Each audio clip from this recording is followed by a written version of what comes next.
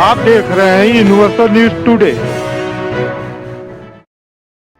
अपराधियों का राजनीतिकरण और सत्ता का अपराधियों को संरक्षण, ये दोनों समीकरण बनकर राजनीतिक दलों को सत्ता प्राप्ति का सहज और आसान मार्ग लगभग 1970 की दशक से प्रारंभ हुआ। उस दौर में प्रारंभ हुआ बुलेट और बैलेट का खेल आज भी प्रचलन में बना हुआ है। अब तो आप अपराधियों को आसानी से अपराधी, माफिया, बाहुबली भी नहीं कह सकेंगे, क्योंकि उनकी आंखें लाल हो जाएंगी। राज सत्ता का छत्रछाया जो उन पर, अब वह माननीय जनप्रतिनिधि से नेताजी बन गए। हम बात कर रहे हैं आगामी 2024 के लोकसभा आम चुनाव की, जिसमें आम जन नेता बन चुके पीएम नरेंद्र मोदी के विपक्ष में 28 दलों ने मिलकर इंडिया बनाया।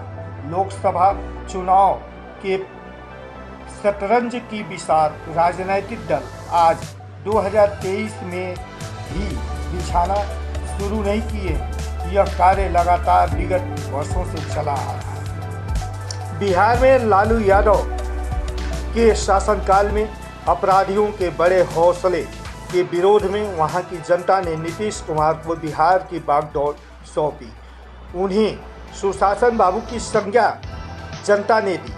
सुशासन बाबू सीएम से पीएम बनने के लिए बिहार में बीते 2 वर्ष पहले ही कानून में बदलाव कर गोपालगंज के तत्कालीन जिलाधिकारी जी कृष्णैया के हत्याकांड में फांसी की सजा सुन चुके आनंद मोहन सिंह को विगत महीनों जेल से रिहा कराया, ताकि लालू यादव के समय में बिहार में बैकवर्ड और फॉरवर्ड की बनी खाई को भाजपा से रोका जा सके। आनंद मोहन सिंह जंगे आज़ादी की लड़ाई में भाग लेने वाले परिवार से, जो जेपी आंदोलन में जेपी के सानिध्य में अपना राजनीतिक सफर शुरू किए, लेकिन 1990 के दौर में मंडल कमीशन ने उन्हें लालू यादव से बगावत करने को मजबूर कर दिया और वह सवर्णों की राजनीति प्रारंभ किए। बिहार में बाहुबल से राजनीति होती है, सो सवर्ण अपराधियों का एक हिस्सा उनसे जा जुड़ा।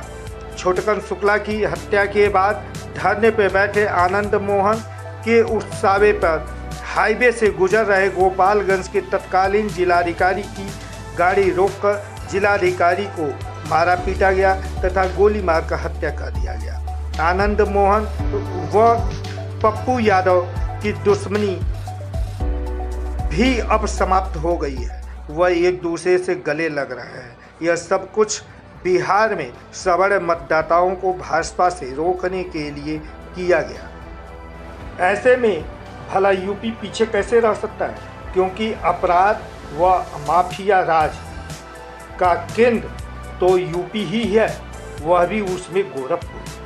प्रदेश में बीते 7 वर्षों में सीएम योगी माफिया को मिट्टी में मिलाने का कार्य कर रहे हैं, तो वहीं विपक्ष की साजिश और नाराज ब्राह्मणों के खेमे को 2024 में संभालने के लिए सियासत की चाल चली गई।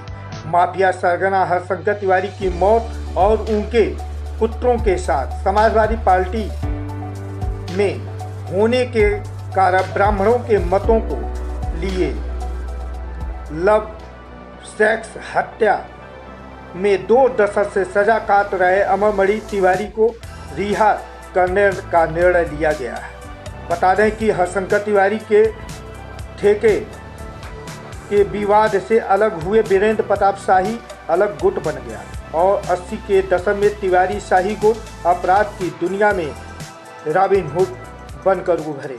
इसी बीच टेस्ट अमरमणि तिवारी हरशंकर तिवारी के खेमे में जाकर वीरेंद्र शाही का 2 कॉपी बनकर उभरे, जिन्हें हरशंकर तिवारी ने लक्ष्मीपुर विधानसभा से वीरेंद्र प्रताप शाही के खिलाफ चुनाव लड़ाया। उस चुनाव में वीरेंद्र प्रताप शाही निर्वाचित हुए।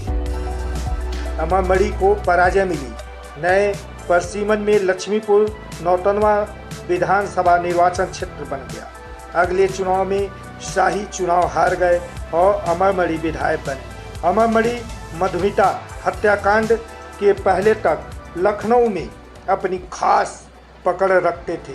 बताया जाता है कि जब प्रदेश की सीएम बहन मायावती होती थी तो विधायक मंत्री उनके सामने कारपेट पर बैठते थे, लेकिन उस दौर में भी अमरमणि ऐसे मंत्री विधायक रहे जो उनके सामने कुर्सी पर बैठते रहे। अमरमणि को बस्ती में एक व्यापारी के लड़के के अपहरण में भाजपा नेताओं ने घेरा।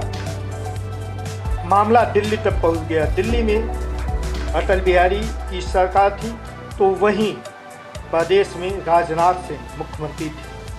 राजनाथ सिंह को अमरमणि को बर्खास्त करना पड़ा, जिसके बाद 2002 के चुनाव में बहन मायावती पुनः सत्ता में आ गई और अमरमणि फिर एक बार उनकी पार्टी से चुनाव लड़े और मंत्री बने।